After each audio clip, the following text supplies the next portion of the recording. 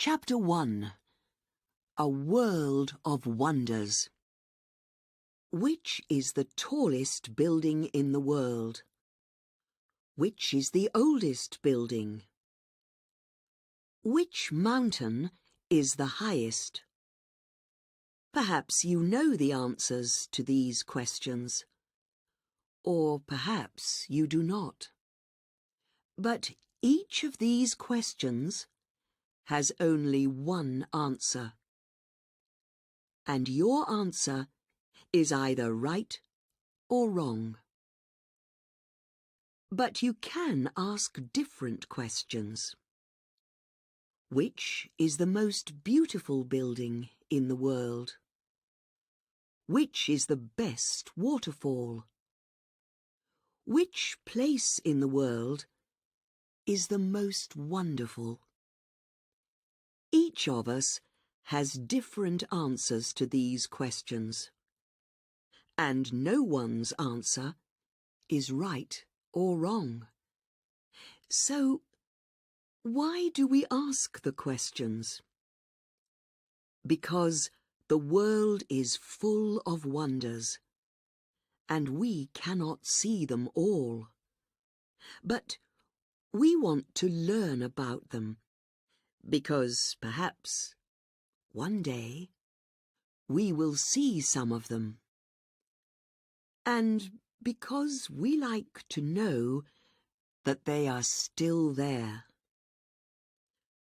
The Greek writer Herodotus asked himself these questions nearly 2,000 years ago. He described some of the wonders of the old world. Today, nearly all of his wonders have gone. Only one of his wonders is still here. Do you know what it is? The wonders in the book by Herodotus were all buildings or statues, like the Colossus at Rhodes. This tall statue, more than 30 meters high, stood at the entrance to the harbour on the Greek island of Rhodes. Another wonder for Herodotus, his oldest wonder, and the only wonder from the old world still here today, was the Great Pyramid in Egypt. When Herodotus was alive, the Great Pyramid was already an old building, 2,000 years old. And for nearly 4,000 years, the Great Pyramid was the tallest building in the world. But for us today, wonders are not all buildings. Some of them are natural, like forests, rivers, mountains, or waterfalls. These are the new wonders of the world. Of course, they are not new at all. Our forests, rivers, and mountains are older than any of our buildings. For a long time, for thousands of years, some people did not think that they were wonderful. But then we started to lose them. Now we understand that the world is always changing. Buildings fall down, rivers lose their water, and forests burn. Because of this, it is important for us to learn about the wonders of the world. If we are not careful, we will lose them. Only one of the old wonders is still here today, after more than 2,000 years. In the next 11 chapters, you can read about some natural wonders and some wonders that were made by people. Are they the greatest wonders in the world today? What do you think?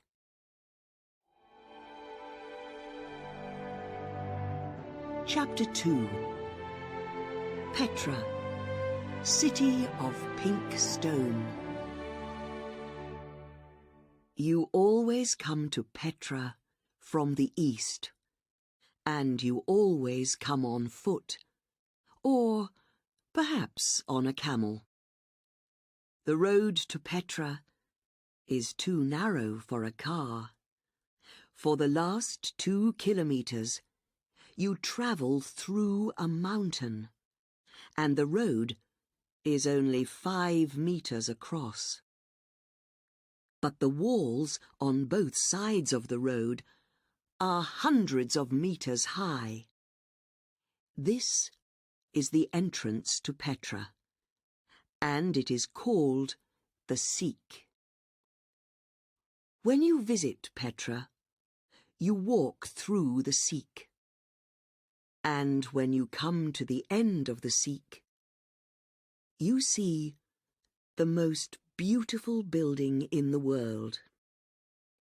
It is called the Khazna, the treasury. It is tall, and it is made of pink stone. But you can only see the front of the Khazna. The rest of the building is inside the mountain. People made the building 2,000 years ago, but they did not build it. They cut it into the mountain.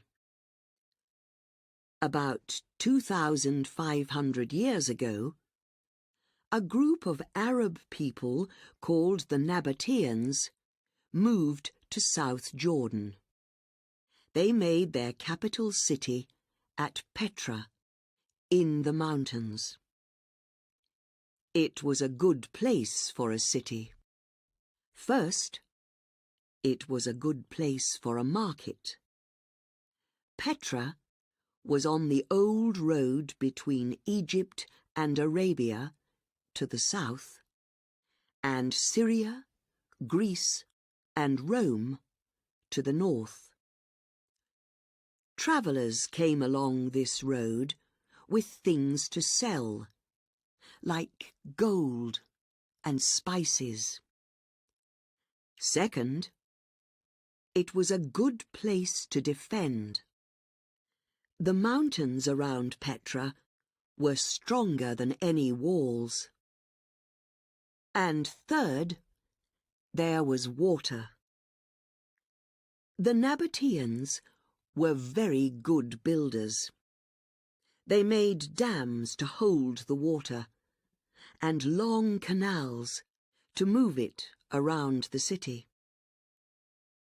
2,000 years ago, Petra was a rich and important city, with strong, beautiful buildings, and thousands of people living there.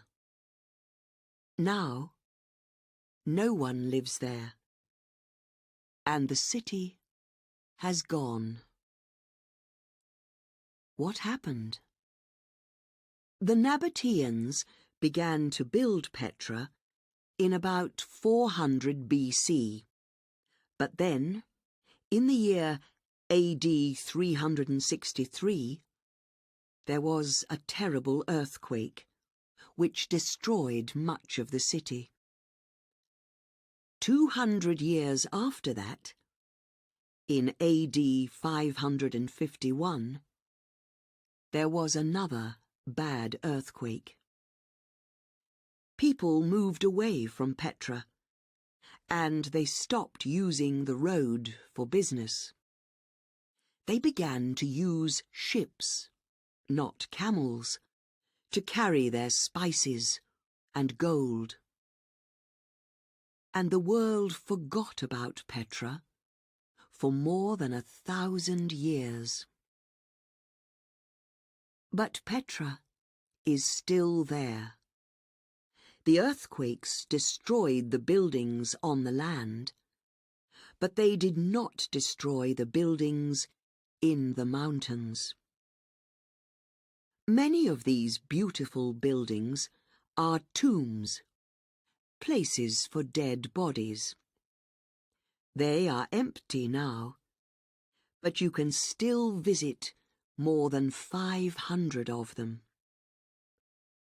At the far end of Petra is a tomb called the Monastery, which is 50 meters high. But it is the beautiful pink stone front of the treasury that is in everybody's photos of Petra. At the very top of the treasury is a stone urn, like a large stone cup. For hundreds of years, people thought that there was treasure in the urn. They shot their guns at it, trying to get the treasure inside it. But of course, there is no treasure in the treasury or in the other tombs. The treasure of Petra is the city itself, the city of pink stone.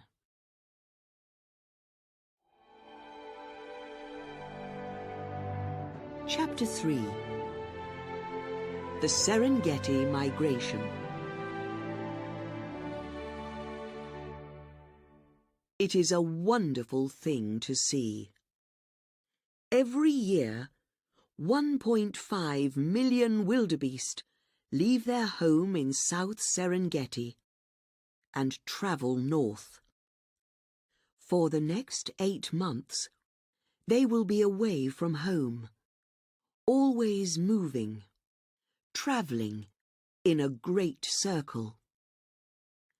As many as 500,000 other animals, like zebras and gazelles, travel with them. So, every year, 2 million animals move together across the flat land of East Africa. Why do they do it? It is dangerous. Every year, 250,000 of the wildebeest die on the journey. But they have to do it. They are migrating, moving from place to place to find food and water. And this is the longest and largest migration in the world, the Serengeti migration.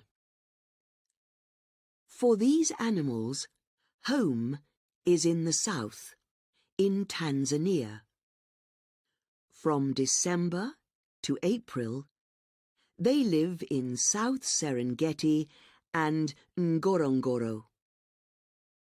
After the short rains, 1 or 2 weeks of rain in November and December, there is lots of grass, and the animals eat well.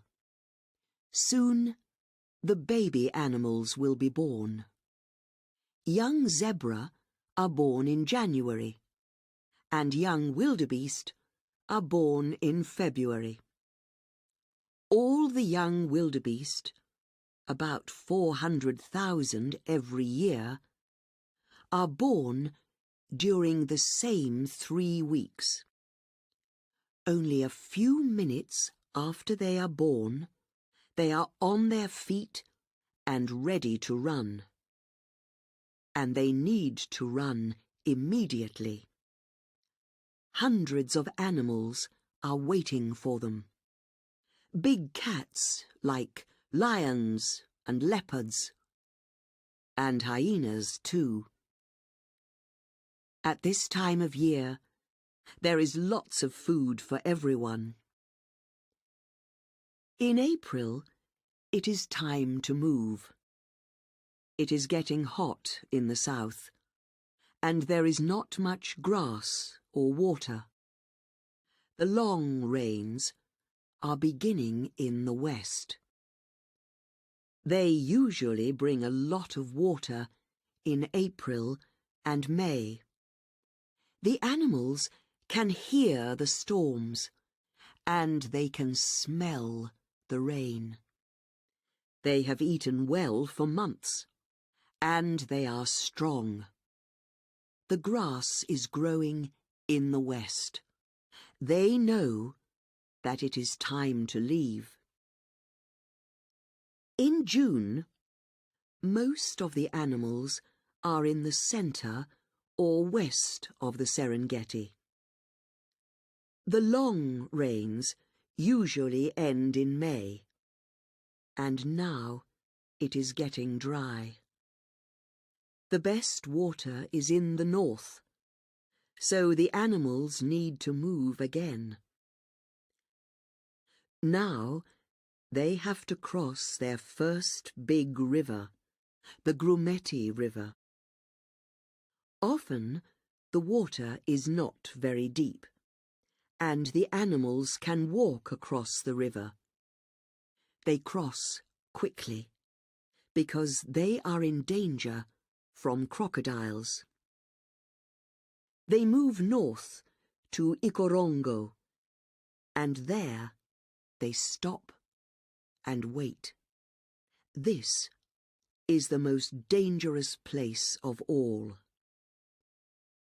The animals need to get to the Masai Mara in Kenya. There is grass and lots of water there in August and September. But first, they need to cross the Mara River, which is a big, deep river. The large Nile crocodiles know that they are coming, and they are waiting for them. Day after day, the crocodiles wait in the water, and the wildebeest and other animals wait on the south side of the river. Soon there are many thousands of animals, and then, suddenly, they run into the water and begin to swim. Animals crash into each other, and many are hurt. The crocodiles find food easily. They can live for a long time without food, but in these hot days of summer, they have the best meals of the year. Some animals die in the river, but most of them get across. During the last weeks of summer, there is grass and water here in the north. They stay until October or November, when the storm clouds arrive in the south. The short rains are ready to begin. The animals turn south, and they travel quickly. They want to be home in South Serengeti again, because new grass is growing there. They will stay there until April, when the great Serengeti migration begins again.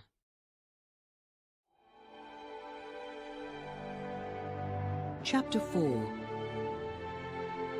Angkor Wat.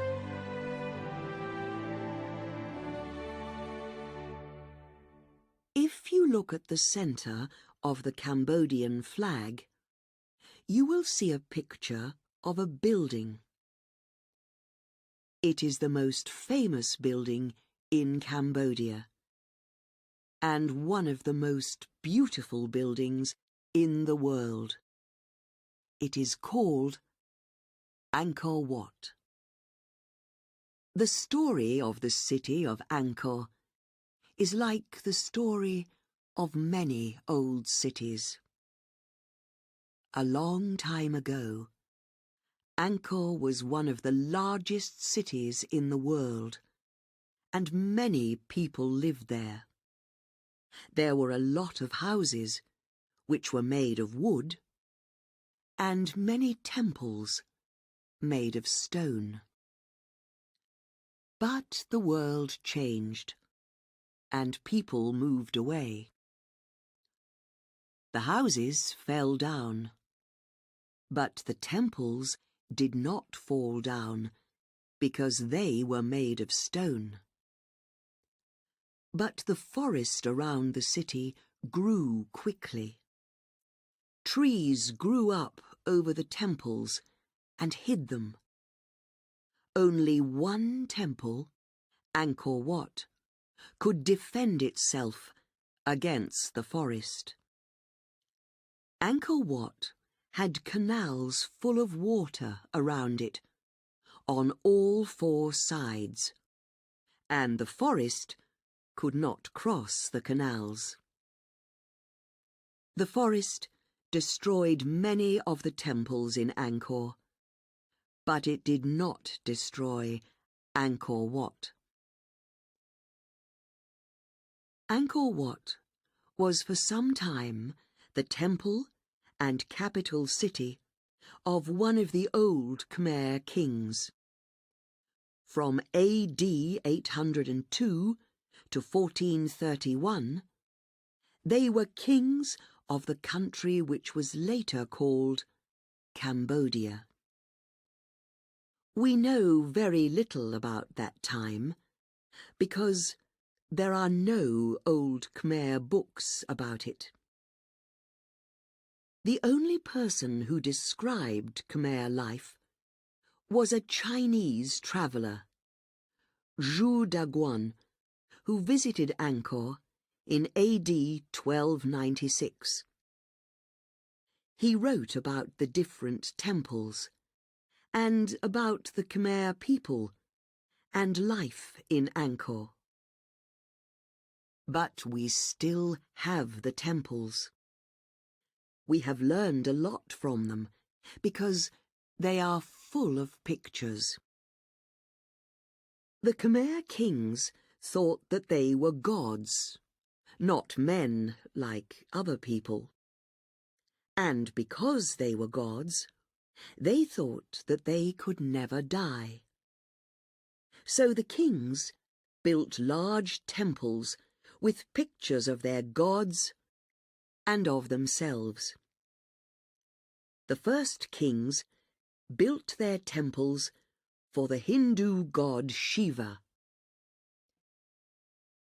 In about AD 1150, Angkor Wat was built by King Suryavarman II for another Hindu god, Vishnu.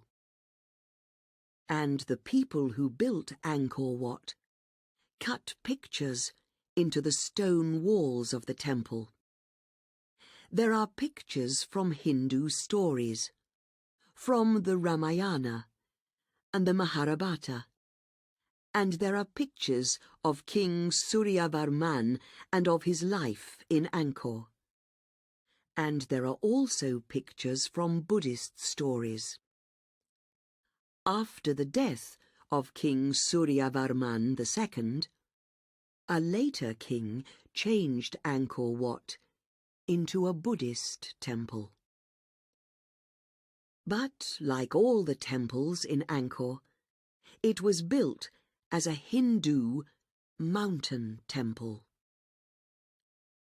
Mountain temples were built to look like Mount Meru, the home of the Hindu gods. The 5 towers of Angkor Wat are the 5 mountain tops of Mount Meru. The walls of the temple are the smaller mountains around Mount Meru. The canals around the walls are the seas around the mountains. And, like a real mountain, it is hard to climb to the top of the temple at Angkor Wat. There is a lot to see in Angkor. Angkor Wat is the most famous of the temples. But the favourite temple for many people is a few kilometres away at Ta Prohm. The trees that grew up over the temple at Ta Prohm are still there, just like they were hundreds of years ago.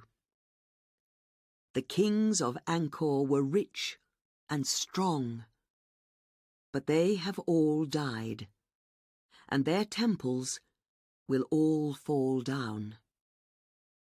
In the end, nothing is as strong as the forest that grows around Angkor.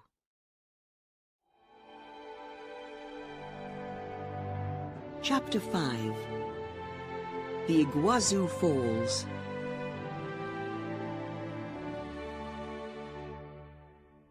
The south of Brazil meets the north of Argentina at the Iguazu River, called Iguaçu in Brazil.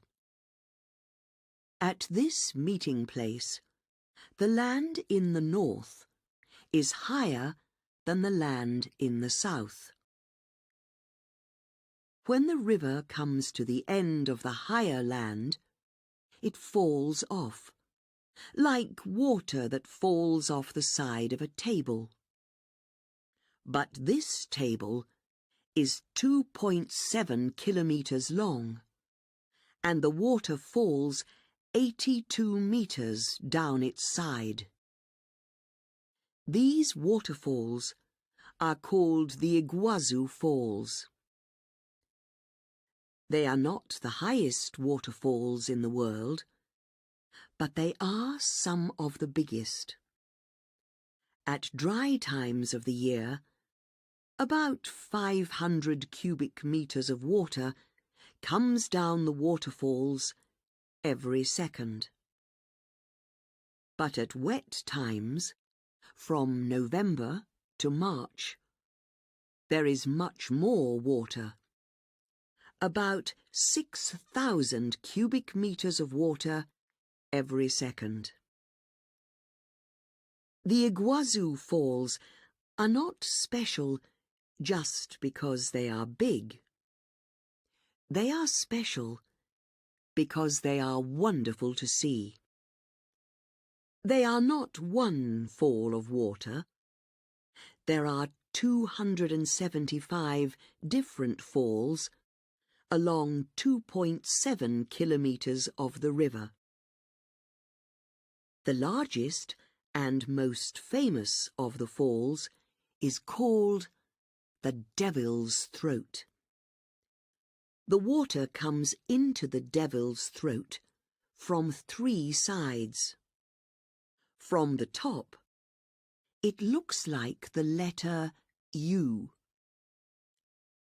The best place to see it is from the Brazilian side of the river.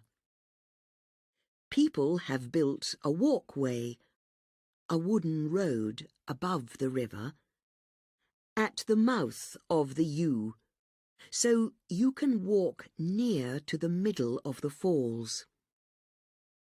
It is often wet on this walkway, and not just from the rain. The falling water makes a wet cloud over the Devil's Throat for much of the year. Visitors can borrow raincoats from the visitor centre. Most of the falls are on the Argentinian side of the river. There are long walkways on this side to many places along the waterfalls. You can take a boat to the island in the middle of the river, San Martin Island, and look up at the falls. Or you can fly over the waterfalls and look down on them. But it is possible to get away from the noise of the falls. On both sides of the river, there are parks with wonderful flowers, trees, and rare animals, like the jaguar. There are more than 350 different kinds of bird, too. And when the moon is full, there are special visits to see the waterfalls by moonlight. But this beautiful, special place is in danger. The parks are in danger because people want to cut down the trees to build roads, houses, and hotels. The waterfalls are in danger too because people want to build dams using the river to make electricity. The Itaipu Dam, one of the largest in the world, is below the waterfalls on the Parana River. But there are 5 dams above the waterfalls. The nearest, the Governor José Richa Dam, is only 20 kilometers away, and there are soon going to be more. And if we destroy the parks and waterfalls, there will not be a home for the birds and animals of the forest. Chapter 6. Chichen Itza.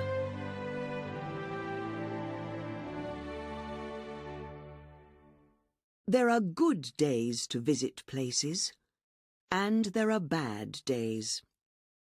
Usually, this is because of the weather. But for visitors to Chichen Itza, there are 2 days in the year that are the best days to visit. And this is not because of the weather. It is because of the earth and the sun. The city of Chichen Itza was built by the Maya people of Yucatan in Mexico over 1,000 years ago. The Maya were very interested in numbers and in astronomy, learning about the stars. Their buildings were beautiful and very clever too. In Chichen Itza, there is a temple called the Pyramid of Kukulkan. On 2 special days every year, thousands of people come to Chichen Itza. While they watch, a large snake climbs down the pyramid from the top to the bottom.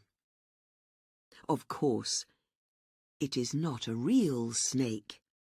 It is a snake made of sunlight and shadows. It works like this. At about 3 in the afternoon, some of the light of the sun comes onto the steps on the north face of the pyramid. This light makes triangles on the west side of the steps, and it looks like the body of a snake that is moving. At the same time, the sun lights the stone head of the snake at the bottom of the steps. The snake god, Kukulkan, is coming down from his temple. This only happens twice a year, on the days of the equinox. This is when the nights are as long as the days, around March the 21st and September the 22nd. It is not easy to make a building like this today, but the Maya did it without computers or other help hundreds of years ago. The pyramid of Kukulkan also counts the days of the year. The pyramid has 4 faces, and there are 91 steps on each face. At the top, there is 1 more step in front of the temple. This makes 365 steps, the number of days in a year. The Itzas were a group of Maya people, and the name Chichen Itza means at the mouth of the well of the Itzas. There are very few rivers in Yucatan, but there are natural wells, deep holes in the ground with water at the bottom. Just north of the pyramid of Kukulkan is the sacred well. This is a very big well.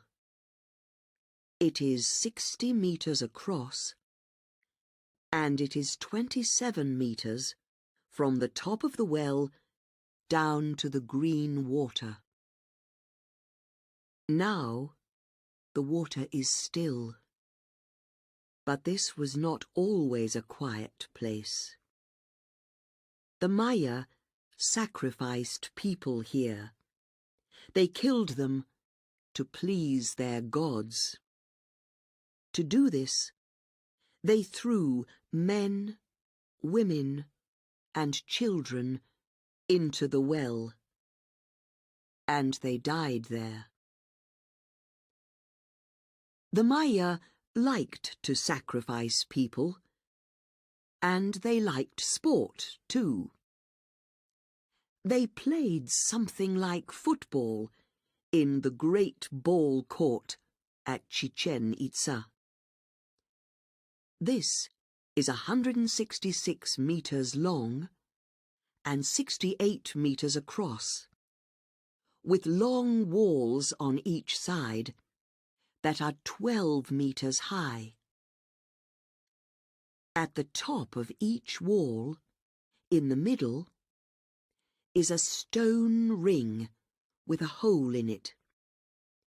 We think that the players had to hit the ball through the hole, but they could not use their hands or feet. It was important to win. When they finished playing, the winners sacrificed one of the losing players.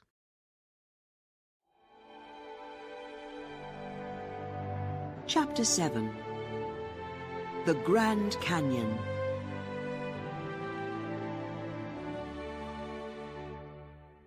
When you visit a mountain, you arrive at the bottom and you look up at the mountain.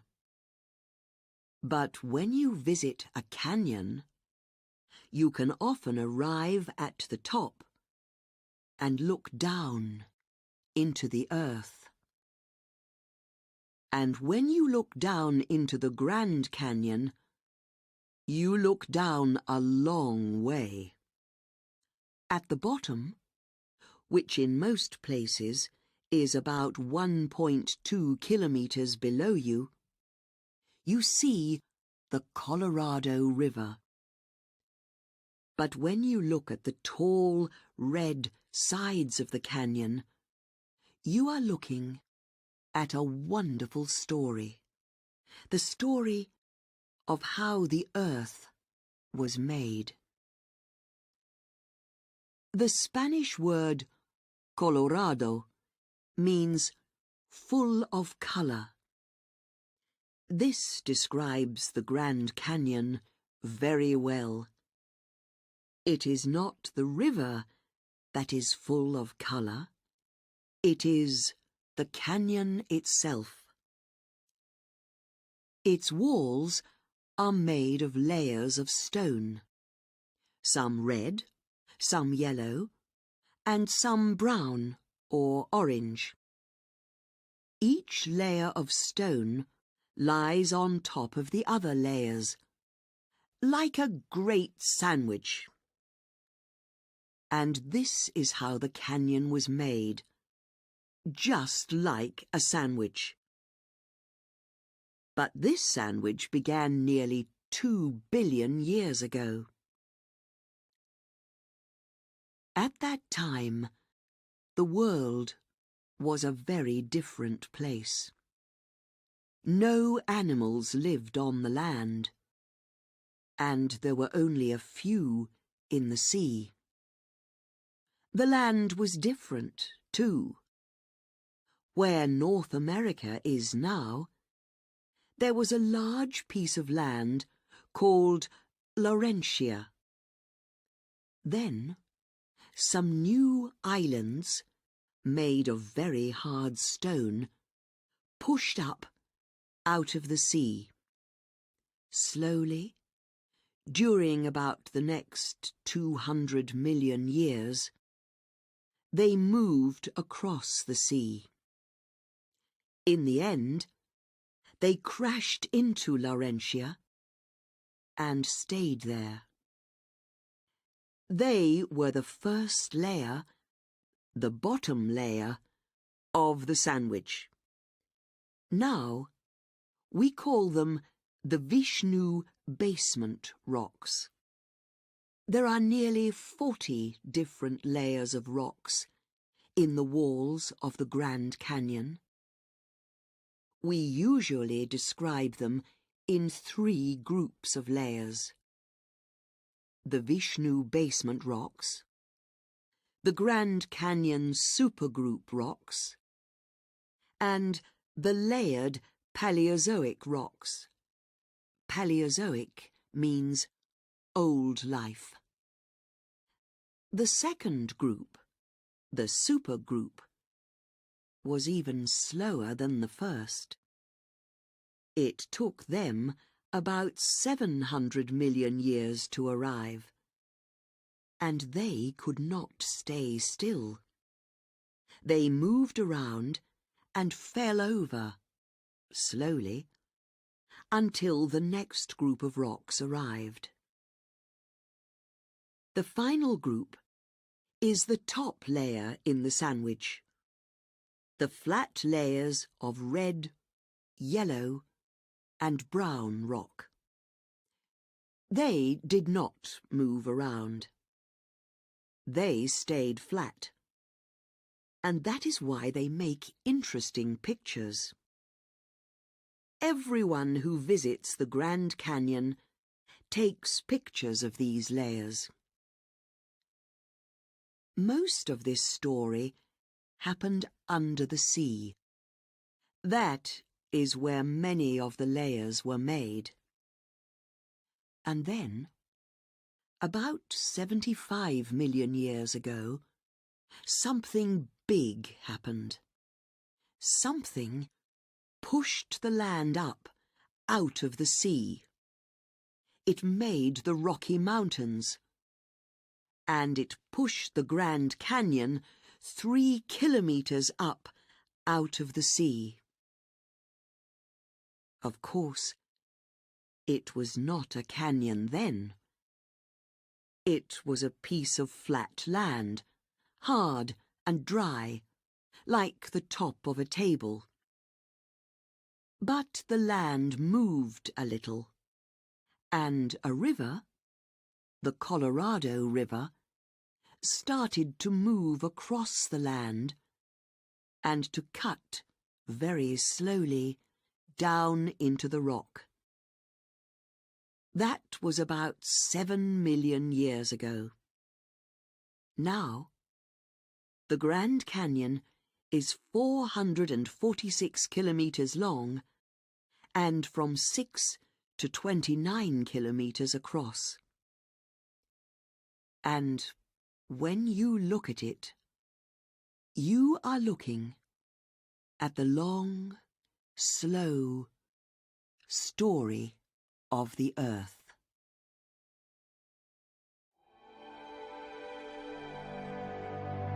Chapter 8. The Alhambra.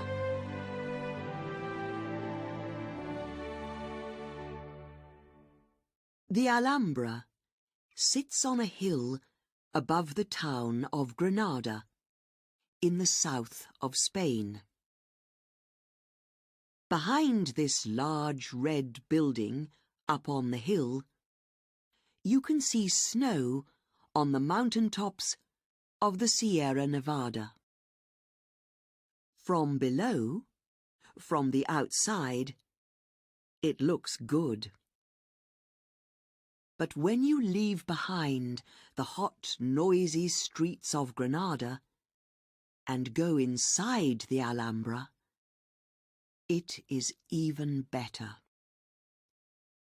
Inside the beautiful rooms and gardens of the Alhambra, it is cool, and the only noise is the quiet sound of water. The Alhambra was built by the last Muslim kings of Spain. The first Muslim armies crossed the sea from North Africa and arrived in Spain in AD 711. In less than 10 years, nearly all of Spain and some of France belonged to them. Only a small piece of the north of Spain, Asturias, was still Spanish. But the Spanish did not stop fighting. Slowly, they pushed the Muslim armies back to the south. After 500 years, only a small corner of the southeast of Spain was still in Muslim hands, and the story of the Alhambra began. In AD 1237, Muhammad ibn al-Ahmar, Sultan Muhammad I, made Granada his capital city. He decided to build the Alhambra on the hill above the town. He built a canal from the Douro River 8 kilometers away to bring water to the Alhambra. His new building was a fort, a place to defend. In fact, the name Alhambra means Red Fort.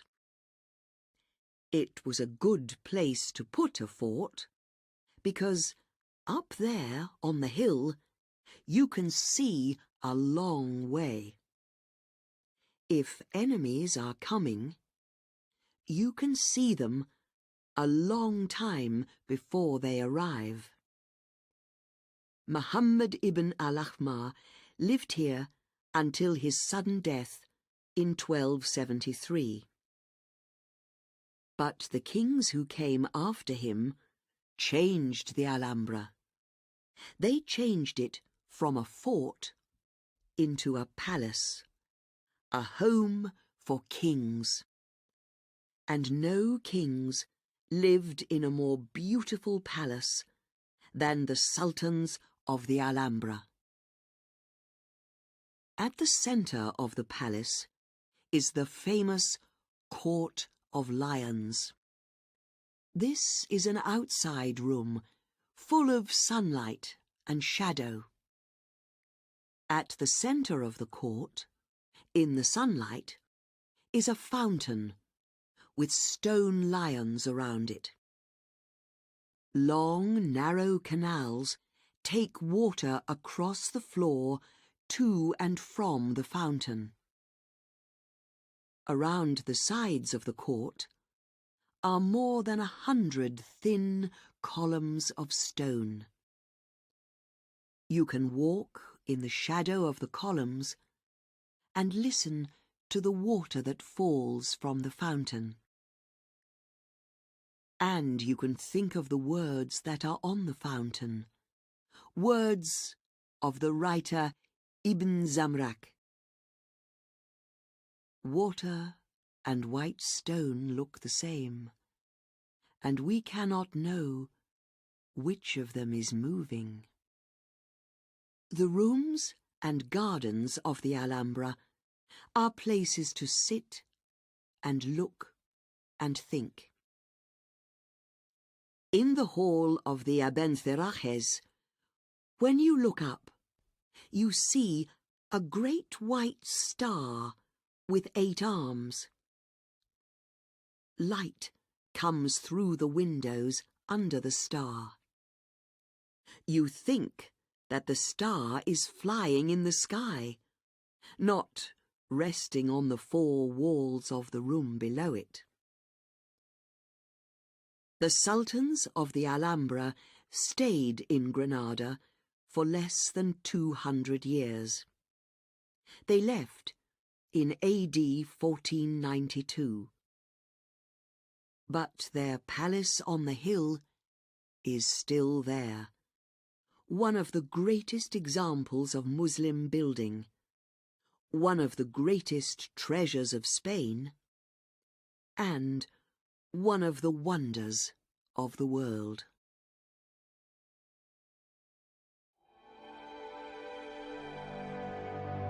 Chapter 9.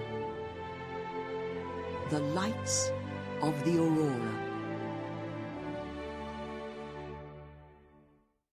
On the night of the 2nd of September, 1859, the dark sky over Europe and North America was suddenly full of light. The light did not come from the sun or the moon, and it had a strange colour. The light moved across the sky, coming and going like clouds in a strong wind. In the United States, a man in Boston was using the telegraph to speak to a man in Portland, 160 kilometres away.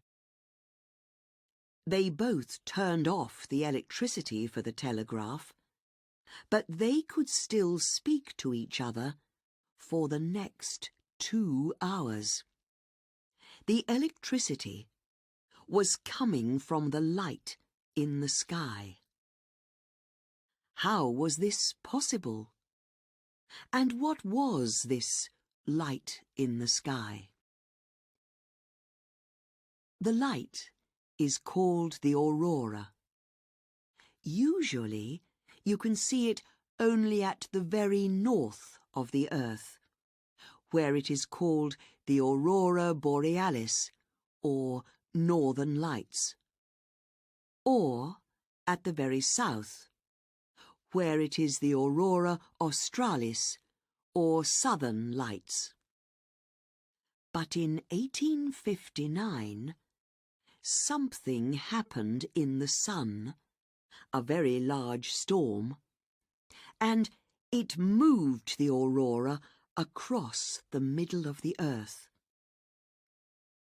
We do not think that this ever happened before 1859, and we know that it has not happened since then.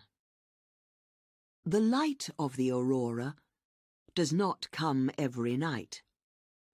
It comes because of storms 150 million kilometres away in the sun.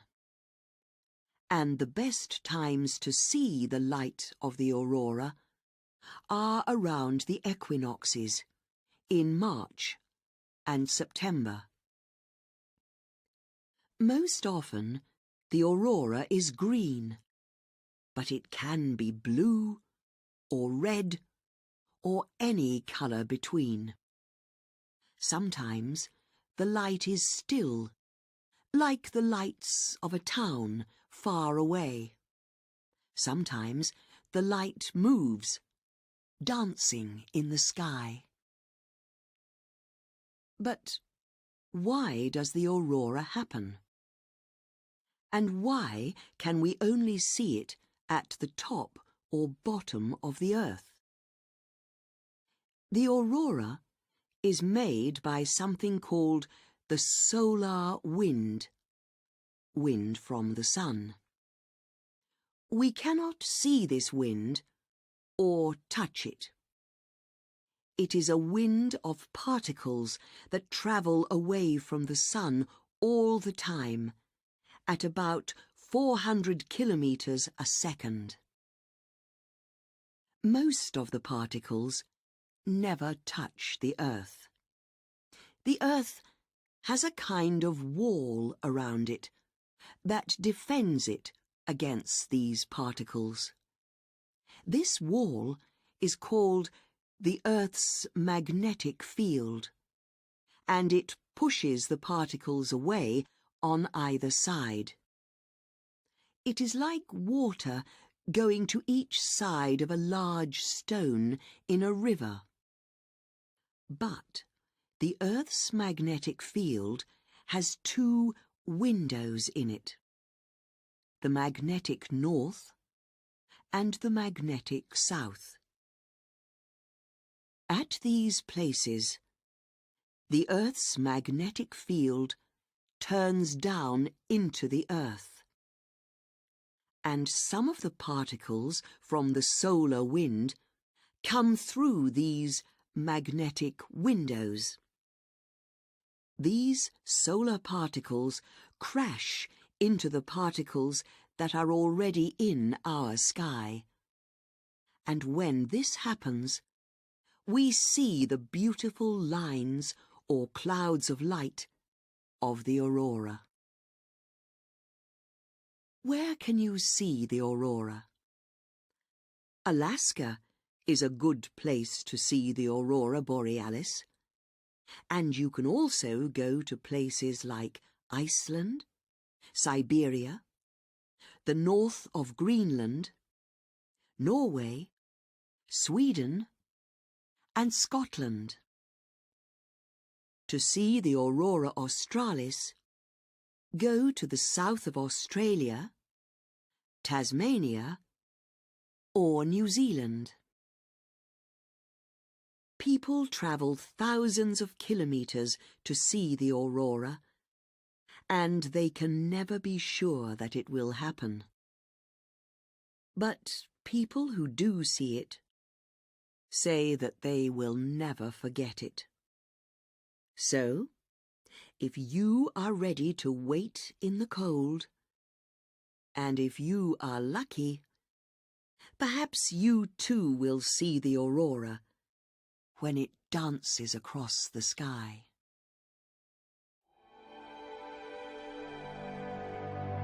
Chapter 10. Kyoto.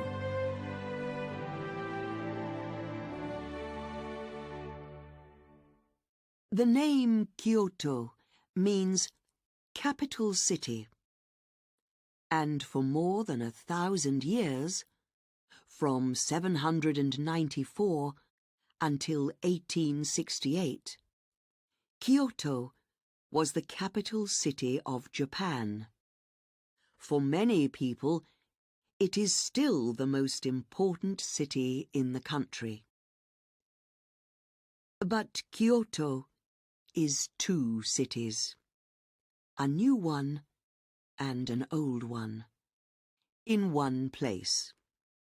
The new Kyoto is a busy, noisy, modern city, just like so many cities around the world. The old Kyoto is a quiet place, with its gardens and its temples made of wood. And the old city is still alive. In Kyoto, the old and the new live together, hand in hand. If you want to visit Saihoji, one of the old Buddhist temples, you must do more than just pay money. You must sit quietly for some time, then say or write Buddhist prayers before you can go in.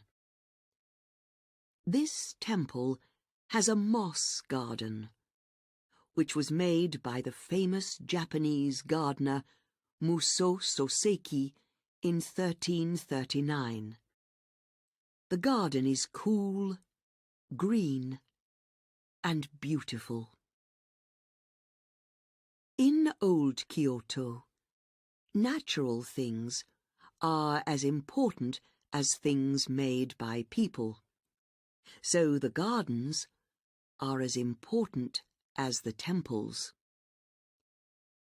If you want to see the temples at their best, then you have to see the gardens at their best. And the two best times to see the gardens are in the spring and in the autumn. In the spring, during April, the cherry trees come into flower. This is the best time to visit Kiyomizu-dera. This wooden temple was built on the side of a hill, and it was made without any nails. The front of the temple has tall wooden columns.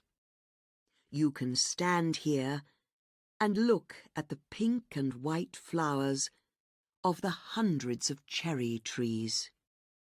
From here, you can see a lot of the city of Kyoto too. Kinkaku-ji, a beautiful gold temple, looks good at any time of year. In the spring, the cherry trees are in flower. In the autumn, the leaves on the trees change colour. They are now red, yellow, and green. And in the winter, everything is white when the snow falls. This temple was built by Shogun Yoshimitsu to be his home in 1397, but his son changed it into a temple. Fire has destroyed the temple 3 times. The last time in 1950. But each time the temple is built again, and the place is as beautiful as ever. The most famous garden in Old Kyoto has got no flowers or trees at all. This dry garden, in the temple of Ryoanji, is made only of stones. But it is a very important place to Buddhists. The garden is 30 meters long and 10 meters across, and it has a little wall around it. In the garden, there are 15 large stones with moss around them in a bed of small white stones. Every day, the gardener of the temple makes lines in the small white stones, circles around the large stones, and lines between them. The large stones are in 5 groups, and it is only possible to see 14 stones at the same time. One stone is always hiding behind the others. It is possible to see the last stone, say the Buddhists, but only after you have sat still for a very long time.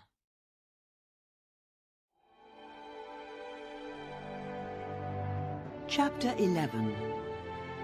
The Great Barrier Reef.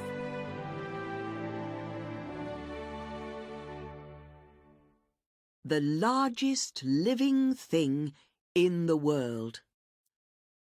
That is how many people describe the Great Barrier Reef.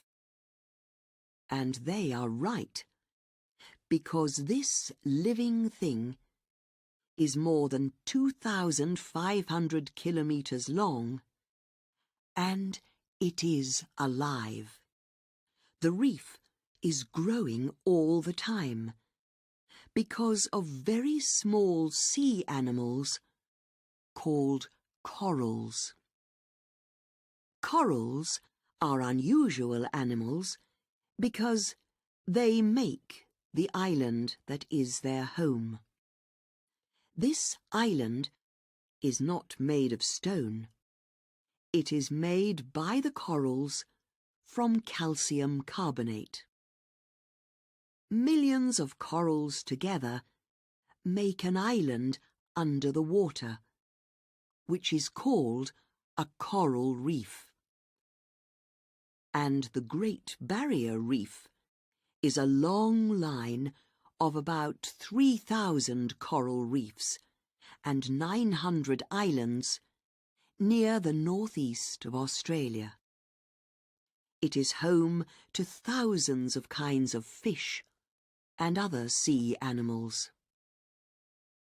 Coral reefs are good places to live. There are lots of holes, which are good places for fish to hide, and which are easy to defend. There are many dangerous fish around the reef, but there is lots of food too. There are not many coral reefs in our seas. Less than 1% of our seas have coral reefs in them. But our coral reefs are home to 25% of all things that live in the sea. And the important thing is this: coral reefs are beautiful places. Corals need seawater, but they also need sunlight. Because of this, corals do not usually live in deep, dark water. They prefer water that is less than 150 meters deep. So, the water around a coral reef is warm and full of light and life. Millions of visitors come to the Great Barrier Reef every year to see the beautiful reefs and sea animals. Some of the sea animals on the Great Barrier Reef are very rare. One of these is the sea cow, also called the dugong. Just like cows that live on the land, the sea cow eats grass, but it is a kind of sea grass that grows under the water. It is called a cow, but there is another land animal that is more like it. Just look at its nose. Yes, it is the elephant. There are 7 kinds of sea turtle in the world, and 6 of them live on the Great Barrier Reef. The turtle is one of our oldest animals. We know that the first turtles lived more than 200 million years ago. Turtles can live for as much as 80 years. They need to live for a long time. Some mother turtles do not begin to have their babies until they are 20 or even 30 years old. The Great Barrier Reef is one of the great natural wonders of the world. But, like other coral reefs, it is in danger. One of the dangers is natural. It is an animal called the crown of thorns starfish, which eats corals. Is this a big danger? 50 years ago, we thought it was. But today, we are not sure. Some years, there are more of these starfish. Some years, there are fewer. But there are also two dangers that come from people. First, the sea is getting dirtier. And second, it is getting warmer. Both of these things kill coral reefs. And both of these dangers are getting worse. Will people destroy the largest living thing in the world?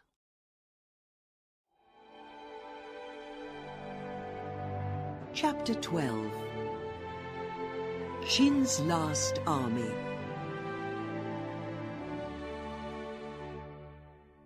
In 1974, some workers were making a well in the ground near Xi'an in China. They were looking for water when they hit something hard in the ground. It was the head of a soldier. Not a real soldier, but a soldier made of terracotta. They took the soldier out of the ground. He was 2 meters tall, and he was beautifully made. And he was not alone. There were more soldiers under the ground, and horses, and weapons. The workers were looking for water, but they found an army. The army was made more than 2,000 years ago for a man called Ying Zhong, a man who changed the world. At that time, China was not one country, but 7 different countries. Ying Zhong's father was king of one of those countries. When he died, Ying Zhong was only 13, but he followed his father as king. And he started to make 2 armies. He made his first army to fight for him while he was alive. And he made his second army to fight for him when he was dead. He used his first army to fight against the other 6 countries of China. After 25 years, in 221 BC, he was an emperor, a king of many countries. He changed China from 7 countries into 1 country, the country that it still is today. And he changed his name. His new name was Qin Shi Huangdi, the first emperor of China. But his second army was not ready yet. This army, the Terracotta Army, took more than 30 years to build. And he used 700,000 people to build it for him.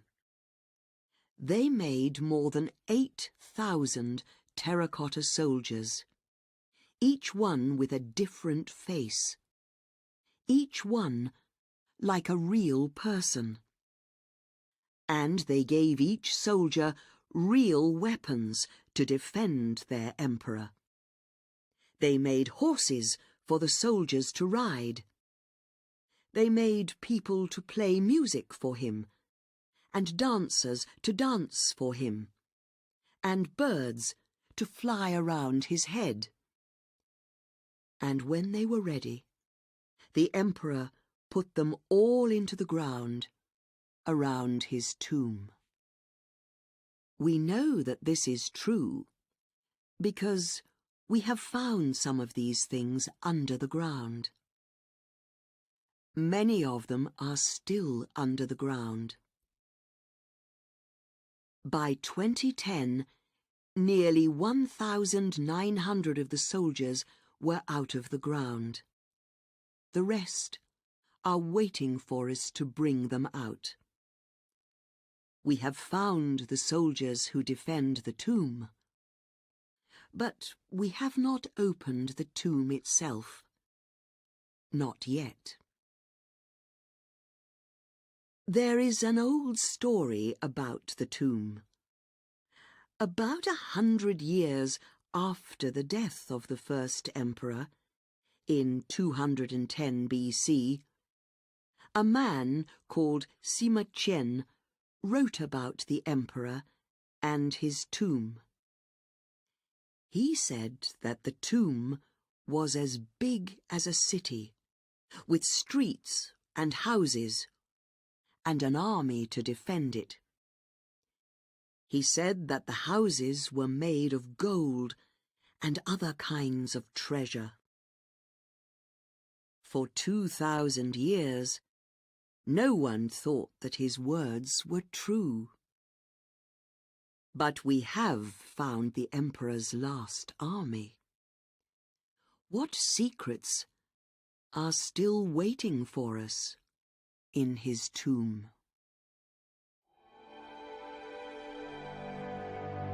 Chapter 13. Tomorrow's Wonders.